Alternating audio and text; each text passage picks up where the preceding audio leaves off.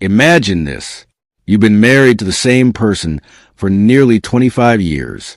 You built a home together, raised children together, shared birthdays, holidays, hospital visits, and thousands of ordinary evenings sitting on the same couch.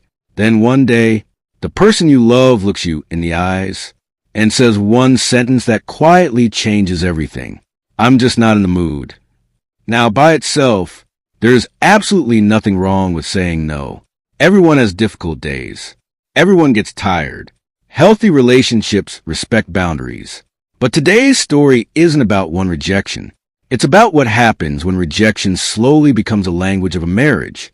This is Lauren's story, and it's also Michael's, because people rarely fall out of love in a single moment.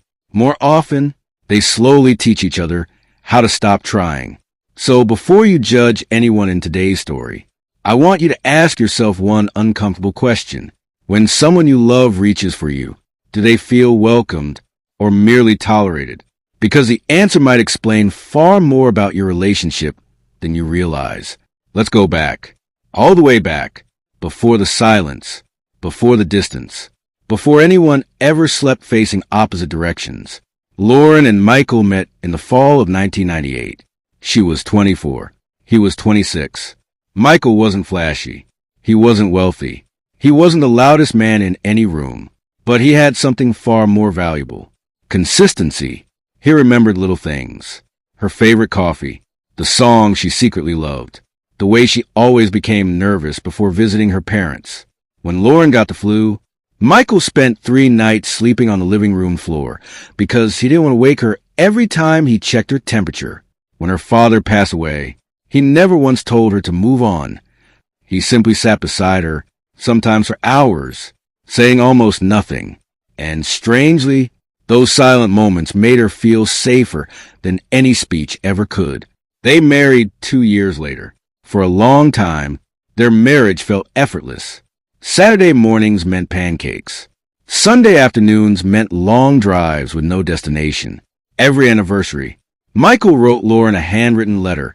Instead of buying an expensive gift, he always ended those letters with the same sentence. I still choose you. Lauren kept every single one of them. At least, she thought she always would. Because life has a way of changing people without asking permission.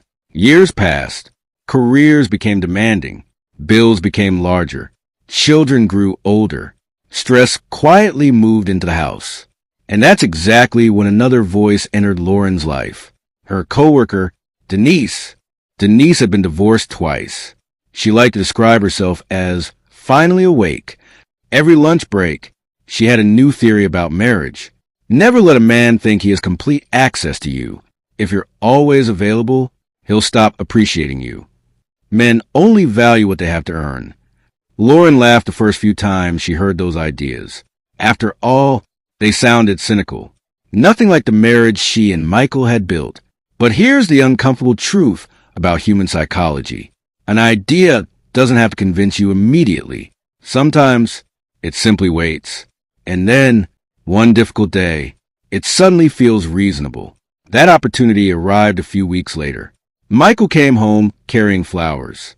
Not because it was Valentine's Day. Not because he'd forgotten something. Simply because he had walked past a small flower shop and they reminded him of Lauren. She smiled, thanked him, placed them in water. Then Denise's words quietly echoed inside her mind. Don't reward every effort. That night, Michael wrapped his arms around her while they were watching television. Lauren gently moved his hand away. I'm exhausted. Michael smiled. No problem. He kissed her forehead and kept watching the movie. Nothing dramatic happened. No argument. No disappointment. Just one quiet moment. A few days later, Michael surprised her by cleaning the entire garage. Another week, he booked a weekend cabin by the lake. He was trying the same way he always had.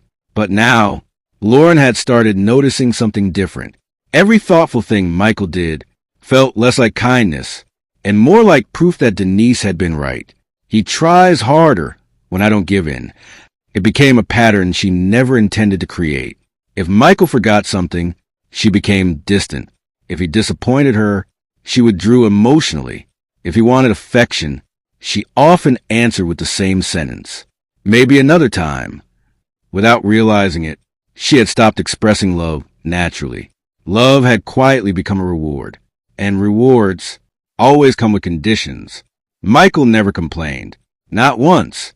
He simply adjusted. At first, he bought more flowers, planned more date nights, cooked dinner more often.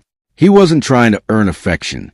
He was trying to understand what had changed, because in his mind, he wasn't fighting his wife. He was trying to find her again. Unfortunately, Laura mistook his effort for proof that her new approach was working. She didn't notice that every unanswered attempt was quietly teaching Michael one heartbreaking lesson. Not that she was busy, not that she was tired, but that being close to her was slowly becoming something he needed permission to deserve. And once love begins asking permission, it rarely stays effortless for very long. Michael never stopped loving Lauren. At least, not yet. That was the heartbreaking part. Every morning before leaving for work, he still kissed her forehead. Every afternoon, he still texted to ask if she needed anything from the grocery store. Every evening, he still asked the same simple question. How was your day? But the answers became shorter. Fine. Nothing. I'm tired. Conversations that once lasted an hour barely survived 5 minutes. Silence slowly replaced curiosity. One Friday evening, Michael reserved a table at the same little Italian restaurant where he had proposed 23 years earlier. He even asked the manager to reserve their favorite corner table. Lauren almost canceled. Denise had invited her to a wine night with friends. You're still dating your husband after 20 years. Denise laughed. You need a life outside your marriage. Lauren smiled awkwardly. Then she chose her friends. She texted Michael. Something came up. Maybe next week. Michael looked at the message for several seconds. Then he replied with only 3 words. No worries, sweetheart. The restaurant canceled the reservation. The flowers Michael had ordered were never delivered. When he arrived home, he quietly placed a small jewelry box he had bought for Lauren inside his desk drawer. He never mentioned it. Lauren never knew it existed. Weeks turned into months. Michael slowly stopped making plans. No more surprise dinners. No more weekend trips. No more handwritten anniversary letters. Not because he was angry, because hope had become exhausting. Lauren noticed the changes, but misunderstood them completely. She told herself, finally, he understands boundaries. She mistook emotional withdrawal for emotional maturity. One evening, they sat together in complete silence. The television was on, but neither of them was watching it. Michael looked at Lauren for a moment, as if he wanted to say something important. Instead, he quietly asked, Do you remember the pancakes you burned on our first Saturday together? Lauren laughed softly. Of course. Michael smiled. I miss those days. Lauren answered without looking away from her phone.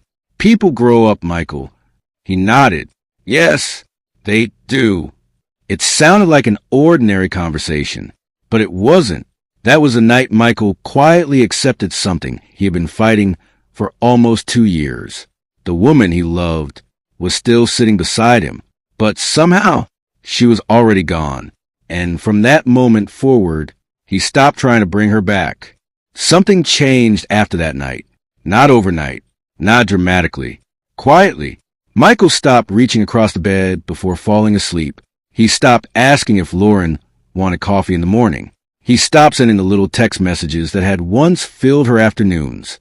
At first, Lauren barely noticed. Life felt easier.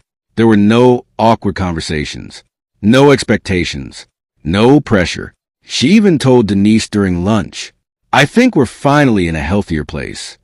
Denise smiled proudly. See? He learned. But Michael hadn't learned. He had surrendered. There's a massive psychological difference between those two things. When someone learns, they grow closer. When someone surrenders, they simply stop fighting. Lauren didn't understand that distinction. Not yet. Then something unexpected happened. Michael started changing.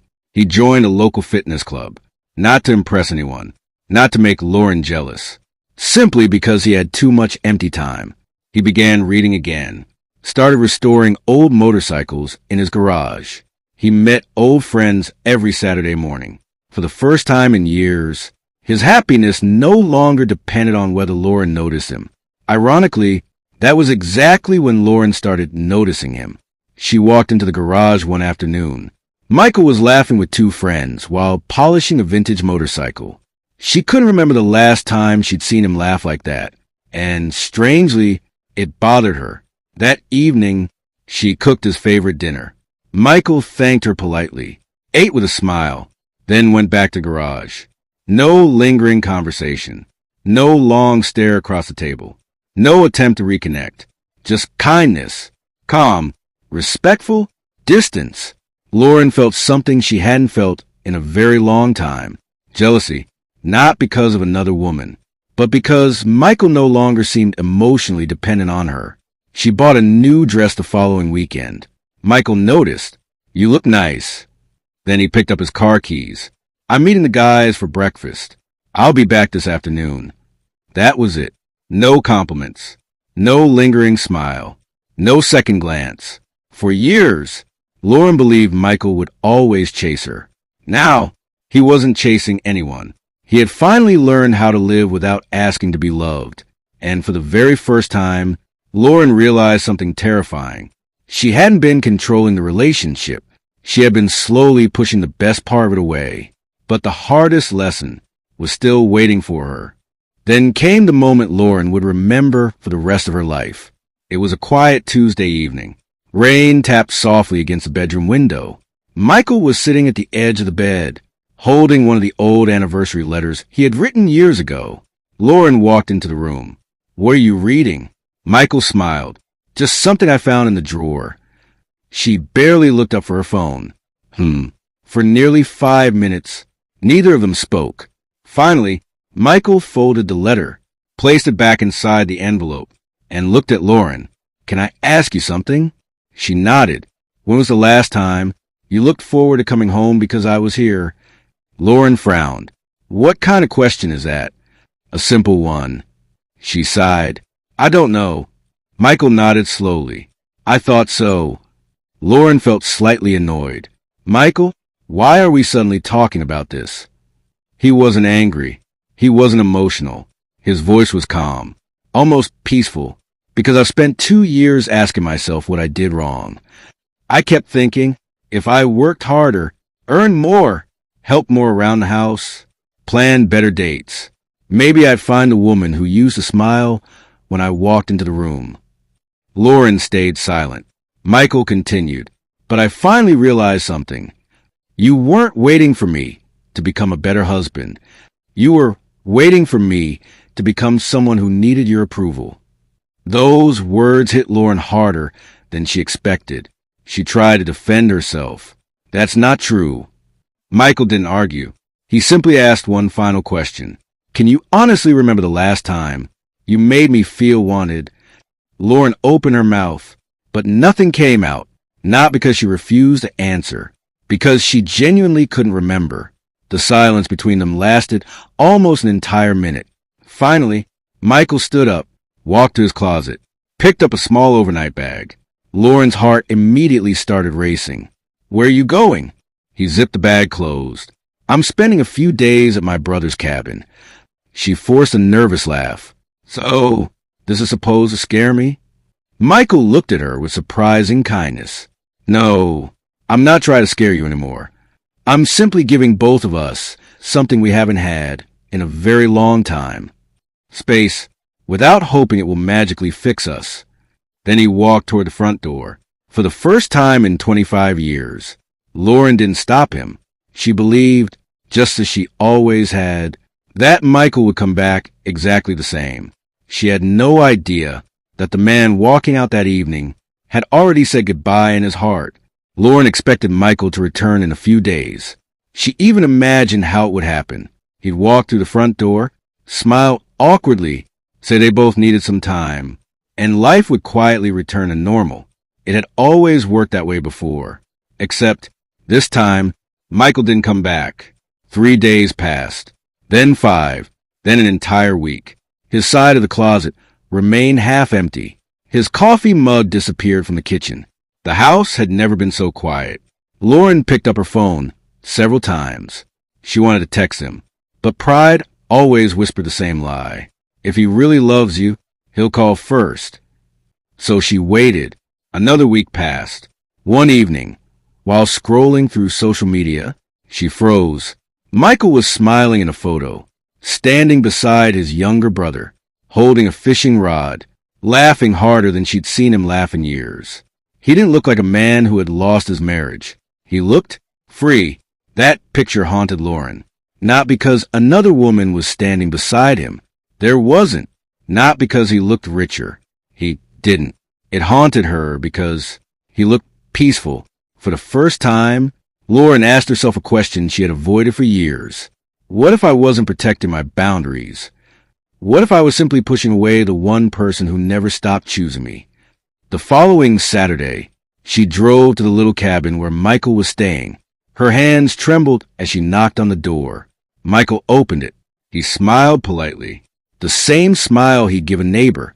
Not a wife, not a stranger. Just someone he respected. "Hi, Lauren." She forced a smile. "Can we talk?" He stepped aside. Of course. The cabin was simple. A wooden table, 2 chairs, a fireplace, no television, no distractions. Lauren looked around. I expected this place to be lonely. Michael poured 2 cups of coffee. He handed her one. But loneliness and peace aren't always the same thing. Those words landed like a stone in her chest. She looked down at the coffee. "I've been thinking about us." Michael nodded. "I know." "How?" He smiled gently. "Because people usually start thinking when silence finally gives them room to hear themselves." Lauren felt tears building in her eyes. "I miss you." Michael didn't answer. Not immediately. Instead, he looked out the window for several long seconds. Then he quietly said, "I believe you." And somehow, those 3 words hurt more than any argument ever could, because they carried no excitement, no hope, only understanding. Lauren suddenly realized missing someone and making them feel loved were never the same thing. Lauren sat quietly, staring into her coffee. For the first time in years, there was nothing left to defend. No clever explanation. No excuse. No pride. Only regret. Her voice trembled. "Michael, I'm sorry." He looked at her with the same gentle eyes she had fallen in love with 25 years earlier. "I know you are." She wiped away a tear. "I thought I was protecting myself." Michael nodded.